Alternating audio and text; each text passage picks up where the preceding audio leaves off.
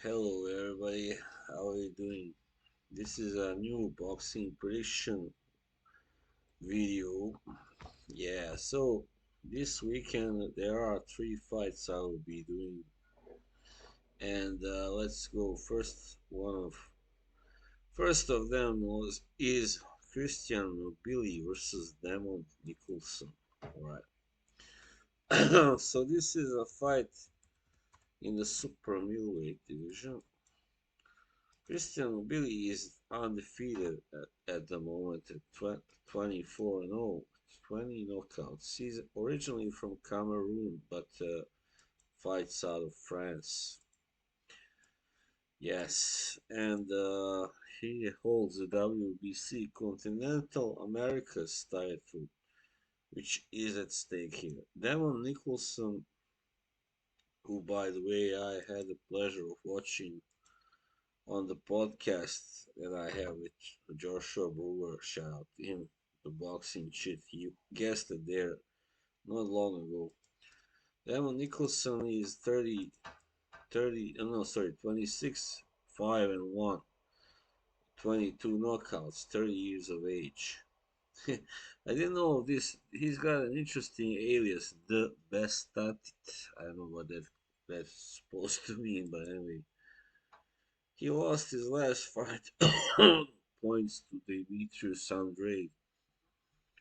He also lost earlier to Edgar Berlanga on points, and he was stopped by Jesse Hart in 2018. Right. Well, other than that, he's had a solid career, but of course, nothing really. I mean, doesn't have a really good victory yet. I mean, on his a name on his record.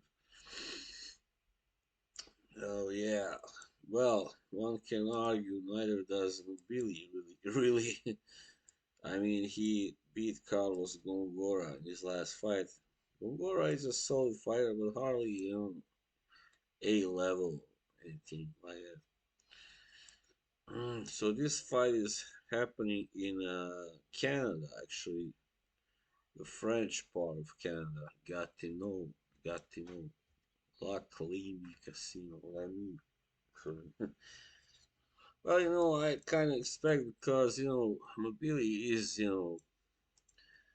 at his best now, seems to be doing really well, and he's slightly younger, has less fights, a little less than Nicholson. I think he's, however, shorter significantly. Wow, 5'8.5". But he's got a pretty long reach, 72 inches, and Demon Nicholson is 6 feet tall but only has a 1 inch reach advantage, and 3.5 in height. This is gonna be interesting. I mean, of course, because I like Demon Nicholson. I would love it if he could pull off an upset, and nothing is really impossible. But I just gotta go with Mbilli because simply he's unbeaten and kind of has less mileage on him and all that. So yeah, I think he will win on points probably. Hmm. All right, moving on to the next fight. This is in Russia, so that means who knows when we'll get the results of that. Unfortunately, Zaur Abdullaev, who actually is born in Russia but lives in Armenia, interestingly, and I don't think he is really ethnic Armenian, but anyway, he is the guy who only has one loss, and that was to Devin Haney when he was stopped by corner retirement 2019. He's beaten guys like Dejan Zlatichan and Jorge Linares, most notably stopped him in the last round. Ricardo Nunes, yeah, so that's pretty much it. Yeah, and Henry Lundy, yeah, earlier. Anyway. So he's 17-1 and 0. So 10 knockouts. 5'9". And Roman Andreev is 25 and 0 with 17 knockouts. and he's 5'7" and a half tall, shorter. That means an inch and a half. I really don't know anything about Roman Andreev, but I see he in his last fight beat Freddy Fonseca, but that was in June 21. Wow, shit, man, he hasn't fought for 2 years. That's just too much. No, no good. This is taking part at the Tractor Sport Palace in Chelyabinsk. All right. Hmm. Interesting. So this is the lightweight division. I forgot to say, of course. And there is no title at stake or anything, but yeah. And Abdullaev, he had, has been active, kept himself active. Has had one fight this year, also already in March when he beat Ricardo Nunes on points. Yeah, he's just a really solid fighter. More like a technician, with he has a decent punch, I guess. Not really a knockout artist, but has some pop and all that. And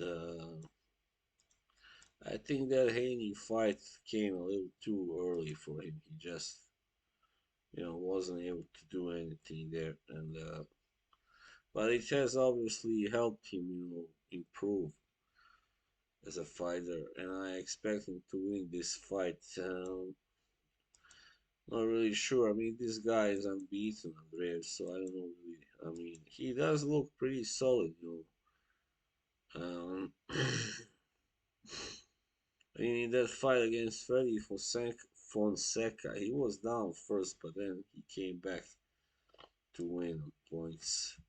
And they both beat Pavel Malikov, even though they both stopped him, even though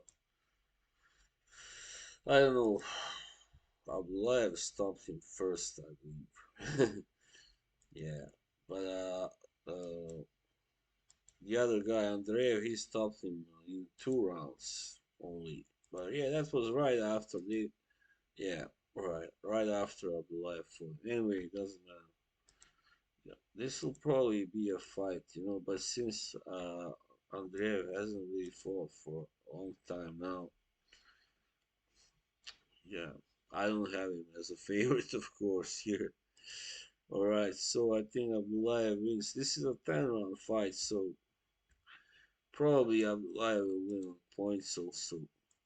All right, and then finally, this is a IBF featherweight title fight between Luis Alberto Lopez and Joet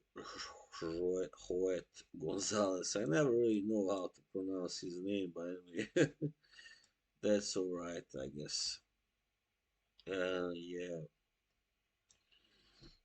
let's see. Mm.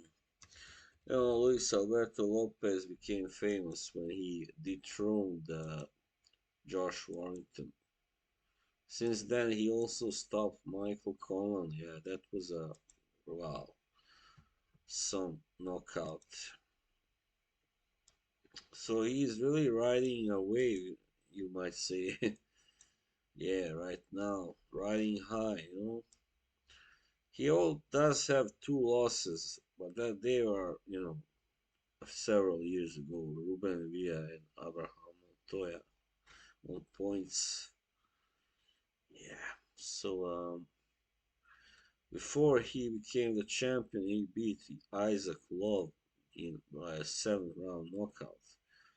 So he does have the punch definitely, but he's also a rather a pressure fighter, not someone who just relies on you know nailing his opponents with a big punch or two. He comes out and he throws a lot of punches and all that. And yeah, he's just a really hard guy to get off you, to keep off you, as Warrington experienced. That was a close fight, by the way. I had a hard time really figuring out if it was, a correct decision, but yeah, maybe it was because Lopez was more active. Yeah. All right. And Gonzalez, he's like, now reduced to, I think a few years ago he was more of a, really A class contender, but now by now he has been reduced to, just a kind of gatekeeper. He lost to Shakur Stevenson and Emmanuel Navarrete, of course, no shame in that. So, and Isaac Dogbe also. So he's only lost to, A class fighters. And he has scored quite many knockouts. I mean, in bigger fights. He's got 15 knockouts of 26 wins and 3 losses, as I said. Can he produce an upset here? Well, I don't know. It's possible, of course. Always possible. But I mean, he hasn't been stopped yet, so it's not gonna be easy for Lopez to do it either. I don't think he will. I don't think he will stop him. I don't know, really. But yeah, I think it will be a real dogfight, and probably Lopez will win some kind of close decision. But because I mean, after all, Gonzalez did fail in his, greatest tests. Despite the fact that he wasn't stopped or anything, but he lost, to the best guys he faced. His best win, I guess, was, I think, against, I guess, Miguel Mariaga. He beat him in 2020 on points. Rodrigo Guerrero, well, yeah, he was already on the slide, maybe. So, yeah, this one I also think will probably go the distance, actually.